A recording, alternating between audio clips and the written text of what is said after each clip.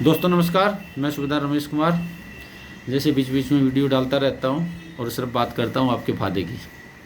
तो दोस्तों आज जो है ना एक बहुत ही इंपॉर्टेंट टॉपिक के ऊपर जो है ना मैं वीडियो बनाने जा रहा हूं और ख़ासकर उन भाइयों के लिए बना रहा हूं जो या तो रिटायर हो चुके हैं रिसेंटली या रिटायर होने वाले हैं। उनके जो है ना फाइनेंशियल प्लानिंग या जो उनको लमसम मिलेगा उसके ऊपर जो है ना प्लानिंग, उसके ऊपर जो है ना हम बात करेंगे कि आदमी को कैसे अपना रिटायरमेंट फंड को इन्वेस्टमेंट करना चाहिए।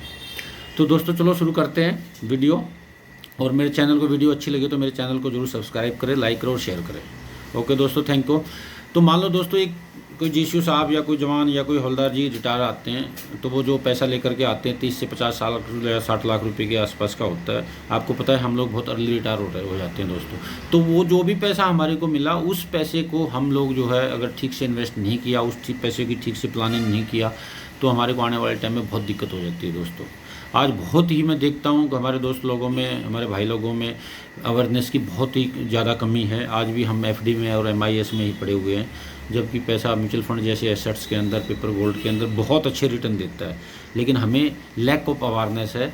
और मैं जो ना ये मैंने जो मुहिम चलाई है ये जो ना इन्वेस्टमेंट के रिगार्डिंग एक अवेयरनेस बढ़ाने के लिए कम्युनिटी में या अपने दोस्त भाइयों के लिए ये मैंने शुरू किया है। तो दोस्तों मान लो जो हम पैसा लेके आते हैं आप उसको 3 हिस्सों में बांट दीजिए। आपकी जो कमिटमेंट है, मान ले आपने 1 साल के अंदर आपके, क्योंकि हमारे खर्चे पूरे नहीं हो पाते रिटायरमेंट से पहले, हमारे बच्चों की एजुकेशन बच जाती है, उनकी शादी बच जाती है। तो इस तरह के जो कमिटमेंट है आप उनको 3 हिस्सों में बांट दीजिए। मान लो कैसे बांटेंगे, 1 साल के अंदर जो आपके खर्चे आ रहे हैं वो विदिन 1 ईयर वो हो गए शॉर्ट टर्म आपके कमिटमेंट। जो 1 साल से 3 साल के बीच में जो आपके फाइनेंशियल कमिटमेंट आ रहे हैं वो मीडियम टर्म कमिटमेंट। जो 5 साल और उससे ज़्यादा के टाइम में आ रहे हैं वो आपके लॉन्ग टर्म कमिटमेंट है। तो दोस्तों इसी तरह से आप अपने पैसे को भी 3 हिस्सों में बांट दीजिए। मान लो आप 60 लाख रुपए लेकर के आए तो कृपा करके आप जो है ना 20 लाख रुपये ही आप अपने शॉर्ट टर्म कमिटमेंट में रखिए। आप 20 लाख रुपये आप जो ना मीडियम टर्म कमिटमेंट में रखिए और 20 लाख रुपये आप जो ना लॉन्ग टर्म कमिटमेंट के लिए रखिए। दोस्तों बहुत ही एक मैं मतलब बहुत एक सुलझी हुई बात आपको बता रहा हूँ और इस पर अगर आप गौर करेंगे तो मेरे को नहीं लगता कि आने वाले टाइम में आपको जो ना किसी भी तरह की फाइनेंशियली दिक्कत होगी। और ये हमने एक और चीज़ का यहाँ पर ध्यान रखना है दोस्तों, क्योंकि अभी हम लोग जो है रिटायर हो गए, हमें पता है अगर आपकी 1 लाख रुपए तनख्वाह थी तो सीधी आपकी पेंशन 25,000 रुपये आ जाएगी। तो इस तरह से आपने अपने एक्सपेंसों को भी मैनेज करना है। मान लो हम 60 लाख रुपए लेके आए और सारे के सारे हमने पहले ही शॉर्ट टर्म गोल में पैसा खर्च कर दिया, उसके बाद मीडियम टर्म लॉन्ग टर्म में जो आपके खर्चे होने हैं वो कहाँ से आएंगे। या मान लें आपके खर्चे सारे 1 साल में ख़त्म हो रहे हैं लेकिन आपकी लाइफ तो ख़त्म नहीं हो रही ना। आजकल एक्सपेक्टेशन लाइफ है वो 70 और 75 साल हो रही है, और अगर बंदे को कोई बीमारी नहीं है तो 90-95 साल तक जीतता है। तो आप उसी हिसाब को मद्देनज़र रखते हुए अपने एक्सपेंसों को मैनेज करिए। मान लो शादी आ रही है बच्चे की, आपने एक बच्चे की शादी में लगा दिए 30 लाख रुपये, एक बच्चे की शादी और होनी है उसमें फिर 3 साल बाद करेंगे तो उसमें तो 40 से 50 लाख रुपये लगेंगे, क्योंकि महंगाई बढ़ती जा रही है ना। तो इस चीज़ का आपने ध्यान रखना है यहाँ पे। जो आपके एक्सपेंसेस हैं वो जो है ना आपको अंडर कंट्रोल में रखें, क्योंकि घर बनाने में, शादी करने में ये जो खर्चे होते हैं ये इनका मुंह मतलब बड़ा होता है। आप इनमें कितने भी खर्चा कर दो, शादी में आप 50 लाख रुपये लगा दो, लोग खा पी करके चले जाएंगे, 4 बोलेंगे अच्छा बना है, 4 बोलेंगे कुछ नहीं था यार, ऐसे ही बकवास था। तो इस तरह से आप जो ना जो लोग दिखावे में खर्चा न कर करके, और क्योंकि हमारे पास एक बहुत ही लिमिटेड पैसा होता है और ये हमारी लाइफ भर की अर्निंग होती है। जो हमने 30, 32, 34 साल, 28 साल जो आर्मी में दिए हैं 24 घंटे की नौकरी में, वो आपका पैसा है। और ये एक बार पैसा आपका इधर उधर हो गया तो फिर दोबारा इतना पैसा जुड़ना नहीं है। तो मैं जो आपको बताना चाह रहा हूँ ये बताना चाह रहा हूँ, अगर बच्चे की शादी आ रही है उसमें आप ध्यान से कम खर्चा करिए। आप मकान जब बना रहे हैं उसमें अभी आप उतना ही रिक्वायरमेंट रखिए जितना आपकी ज़रूरत है, क्योंकि लोग 3-3 मंजिल का, 4-4 मंजिल का मकान बना लेते हैं, पैसा पूरा का पूरा उसमें लगा देते हैं, उसके बाद पेंशन के भरोसे चलते रहते हैं। हाँ, खर्चे आए तो फिर वो कहाँ से खर्चे होंगे ये बताओ ना। और जितने आप मंजिल बना रहे हो उतनी आपकी टेंशन भी बढ़ती जा रही है। इसका मैं बताता हूँ। मान लो आप 2 मंजिल पे किराए पे रखेंगे, हैं, किराया भी जो आपको मिलता है वो मुश्किल से 1 से 1.5% का किराया मिलता है आपके इन्वेस्टमेंट के ऊपर, हैं। उसके साथ में हर महीने किराया लो उससे, हर साल वो बंदा चेंज करेगा, कोई निकम्मा बंदा आ जाएगा, फिर उसके एग्रीमेंट कराते घूमो, उसकी पुलिस रिपोर्ट करवाते, मतलब there is lot of problem with Axis मंजिल। तो आपने जितना मकान की जरूरत है आप इधर गेस्ट का लगा करके जितने बच्चे उतना रखा उतना रखिए, क्योंकि हमारे पास लिमिटेड पैसा। आप पूरा पैसा उसमें लगा दोगे तो कोई मतलब नहीं हुआ ना, कोई मतलब नहीं हुआ। तो इस तरह के आपने अपने एक्सपेंसेस को जो है ना मद्देनज़र रखते हुए, महंगाई को मद्देनज़र रखते हुए, आपकी अर्निंग जो 1/4% हो रही है उस चीज़ को ध्यान में रखते हुए आपने जो है ना पैसे को अपने को एक्सपेंस करना। और दूसरा बात बता दूँ दोस्तों, आपका जो रिटायरमेंट लाइफ है वो एक आपका गोल्डन पीरियड है। अगर आपने अपने पैसे को ठीक से मैनेज कर दिया तो आप अपने रिटायरमेंट लाइफ को एंजॉय कर सकते हो। और नहीं तो फिर क्या है, मैं लोगों को देखता हूँ 20 से 25 हज़ार की नौकरी के लिए जो किसी फैक्ट्री के गेट पे जो ना सुपरवाइजर तक की ड्यूटी करते हैं, जेसीओ साहब लोग जो ना वर्दी पहन कर नौकरी ड्यूटी करते हैं। तो आप मतलब ये आप बिल्कुल ध्यान रखिए। तो इस हिसाब से आपने खर्चे को आपने मैनेज करना है। और जो शॉर्ट टर्म गोल वाला है वो आप 20% वहाँ पे खर्चा करिए। 1 से 3 साल वाले में आप 20% 30% उस फंड के लिए पैसा रखिए। और लॉन्ग टर्म वाले जो आपके एक्सपेंसेस है 30% पैसा आप उसके लिए रखिए।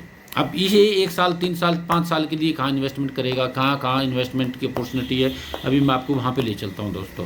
तो सबसे पहले लोग जो सबसे बड़ी गलती कर रहे हैं, आते ही प्रॉपर्टी में पैसा लगा देते हैं। 50 लाख 60 लाख रुपये लाया, 40 लाख 50 लाख 70 लाख का फ्लैट ले लिया। 70 लाख 75 कोई एक मेरा मित्र है असम से आया, 75 लाख का फ्लैट ले लिया। मतलब जितने पैसे लेके आया सारे के सारे फ्लैट में लगा दिए। अब वो बंदा मेरे को मतलब नाम नहीं लेना चाहूँगा, बोला यार कि मैं कहीं भी नौकरी दिला दे यार, वो आपके पास आ जाता हूँ, उधर आ जाता हूँ मैं 20,000 की 30,000 की। तो मतलब वो क्या मतलब हुआ ये बताओ ना। 70-75 लाख रुपए का मकान में आप खर्चा कर रहे हो। आपने खर्चा करना था, 75 लाख का मकान लेना था तो आपने 5 साल 10 साल पहले लेना था, ताकि रिटायरमेंट से पहले आप उसकी पूर्ति कर लेते। तो इस तरह के अगर हम जो है अनएक्सपेक्टेड या बिना प्लानिंग के इतने बड़े खर्चे कर देंगे, वो भी प्रॉपर्टी के अंदर, तो आप तो खाली हो जाओगे, आप खाली हो जाओगे। तो प्रॉपर्टी के दोस्तों टाइम गया प्रॉपर्टी का। आपने प्रॉपर्टी जो बना ली वो रिटायरमेंट से पहले बना ली। आप रिटायरमेंट के लमसम से आप प्रॉपर्टी ना ही बनाओगे तो अच्छा है, अगर आप अपने बुढ़ापे को अच्छे से रखना चाहते हो तो। क्योंकि बोलते हैं कैश ही किंग है। आपके पास कैश है तो आप किंग है। आपके पास मान लो 8 प्लॉट पड़े हुए हैं, आपके अकाउंट में पैसा ही नहीं है खर्चा करने के लिए। आपको मान लो कहीं गोवा आपने घूमने के लिए जाना है, वहाँ पर 50,000 रुपये खर्चा होना है, तो प्लॉट बेच के थोड़ी जाओगे आप। हाँ, अब देखो महंगाई आपकी बढ़ती जा रही है। आपका जो किचन का खर्चा हमारा 10 साल पहले 5 साल में 5,000 रुपये में चलता था, 20,000 रुपये लगते हैं। कोई भी फ्रूट ले लो आप, 100 रुपये 200 रुपये से कम, 100 रुपये से कम ही नहीं है। सब्जी ले लो कोई भी 50 रुपये से कम नहीं। तो आपके एक्सपेंसेस बढ़ते जाएंगे। उनको आप जो हाउस होल्ड के खर्चे हैं, किचन के खर्चे हैं, आप उसको कम नहीं कर सकते हो। तो एक तो प्रॉपर्टी से आप, मैं प्रॉपर्टी के खिलाफ नहीं हूँ बिल्कुल भी, क्योंकि लेकिन प्रॉपर्टी में आप दूर रहेंगे। रिटायरमेंट पैसे को आप नहीं इन्वेस्ट करोगे तो आपके लिए बहुत अच्छा है। दूसरा दोस्तों गोल्ड है।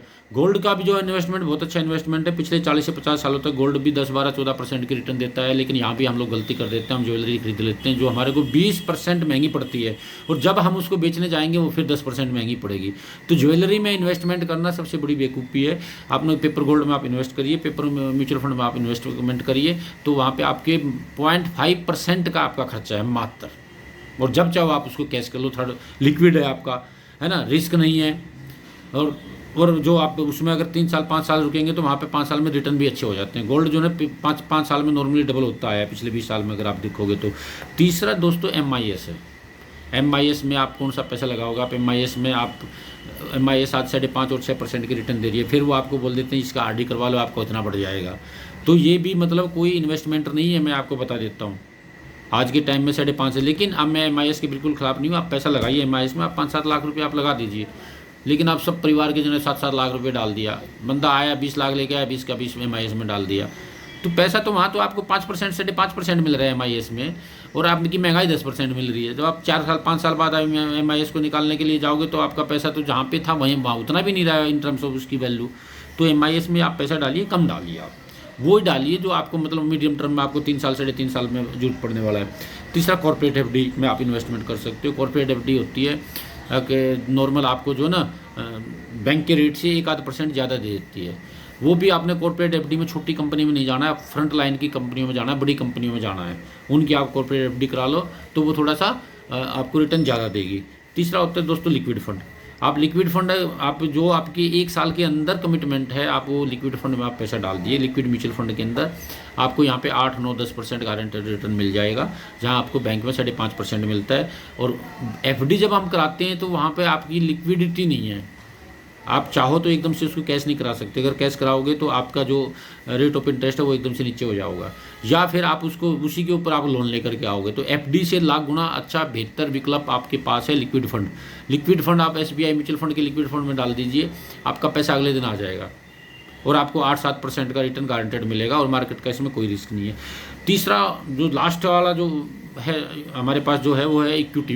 इक्विटी में आप दो तरह से इन्वेस्टमेंट कर सकते हो, एक आप डायरेक्ट शेयर खरीद सकते हो, दूसरा आप म्यूचुअल फंड के थ्रू जा सकते हो। डायरेक्ट शेयर खरीदने के लिए मैं सलाह नहीं लोगों को देता हूँ, क्योंकि डायरेक्ट शेयर जब हम खरीदते हैं तो एक बहुत बड़ा रिस्क होता है। हमें नहीं पता कौन सी कंपनी अच्छा करेगी, कौन सी खराब करेगी, क्योंकि आज का हीरो कल जीरो बनने में टाइम नहीं लगता। सत्तम का 700 रुपये का शेयर, दीवान हाउसिंग का 750 रुपये का शेयर 7 रुपये का हो गया 3 दिन के अंदर। तो इससे आप दूरी रहो तो बेहतर है, या जब तक दूर रहो जब तक आप इतना सक्षम नहीं बना लेते इक्विटी मार्केट के बारे में बहुत ज़्यादा कंपनियों के रिजल्ट देखना, कंपनियों की बैलेंस शीट को देखना, कंपनी क्वार्टरली रिजल्ट, कंपनियों के प्रोडक्ट का, कंपनी कितने मार्जिन पर काम करी, तो there is lot of thing which involve in direct equity investment. तो इससे दूर रहो तो बढ़िया है।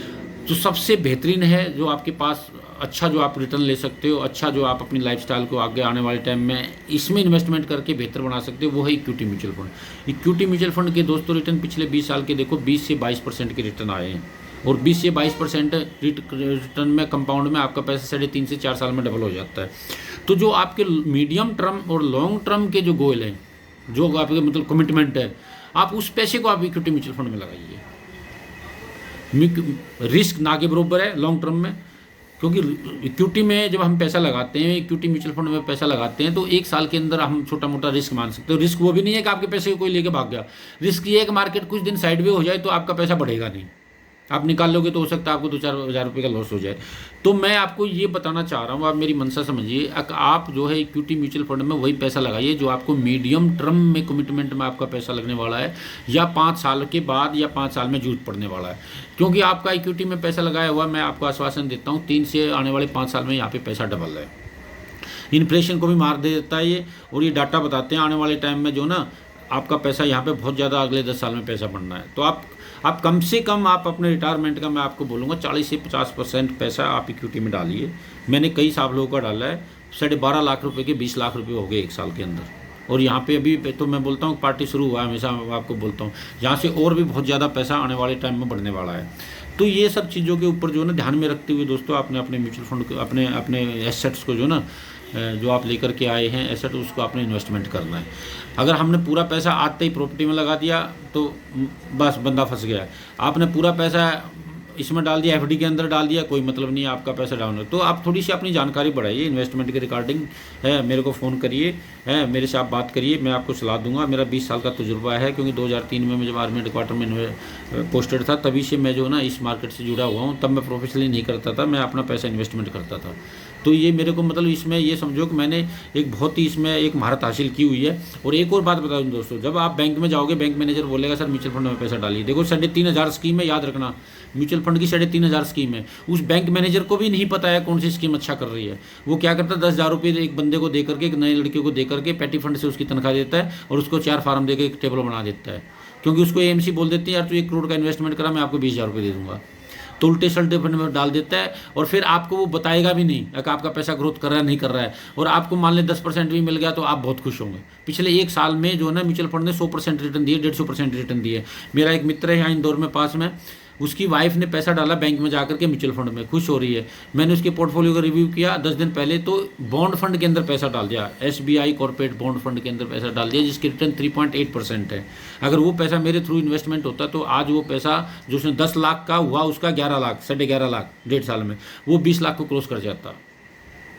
तो आप किसी प्रोफेशनल से ही पैसा डलवाइए, क्योंकि 3,500 स्कीम है मार्केट के अंदर म्यूचुअल फंड की, और कम से कम 20 से 22 AMC है, SBI म्यूचुअल फंड है, ICICI। तो इस तरह के मतलब इस तरह से आप चलेंगे तो आप, मैं बोलता हूँ आपका इन्वेस्टमेंट अच्छा रहेगा, और अपनी रिटायरमेंट लाइफ जो एक आपकी बहुत बेहतरीन होनी चाहिए, आप उसको एंजॉय कर सकते हो। और नहीं तो दोस्तों मैं देखता हूँ 20-25 हज़ार रुपये में दुनिया काम करती है जेसीओ से आकर के ना, और बहुत सारे जेसीओ हमारे वैसे कैसे बेस वर्कशॉप में भर्ती होते हैं, वो भी आपको पता ही है EMI वगैरह के।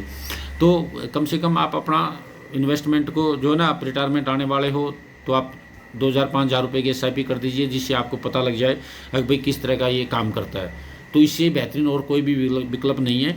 तो आपको मैंने जो बताया short term, medium term, long term, इस हिसाब से आप अपने 3 हिस्सों में पैसा बांट दे दीजिए, और आप उसी हिसाब से मीडियम टर्म और लॉन्ग टर्म वाले पैसे को you must invest in mutual fund, है ना। भगवान ना करे हमारे को कुछ हो जाता है तो म्यूचुअल फंड के, अभी मेरा एक बहुत बड़े इन्वेस्टर थे जनरल साहब, जो उनका पैसा मैं लगवाता था, वो जो ना ऐसी हैपनिंग हुई कि वो ख़त्म हो गए कोरोना में।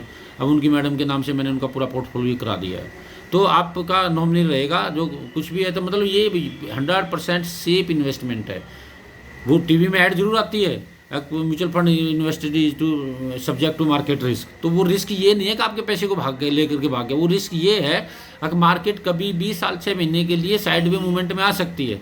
तो मैं आपके पैसे को म्यूचुअल फंड में उसी पैसे को लगवाने की सलाह दे रहा हूँ जो 3 से 5 साल में आपको जरूरत पड़ने वाला है। तो आप अच्छा इन्वेस्टमेंट करेंगे दोस्तों, आपका पैसा बढ़ेगा। आप खराब इन्वेस्टमेंट करेंगे, आप एफडी में अभी 100 साल पुराने वाले कंजर्वेटिव तरीके से आप इन्वेस्टमेंट करेंगे एफडी के अंदर, तो पैसा बढ़ेगा नहीं, वो घटेगा। ओके दोस्तों, thank you, bye, Ram Ram.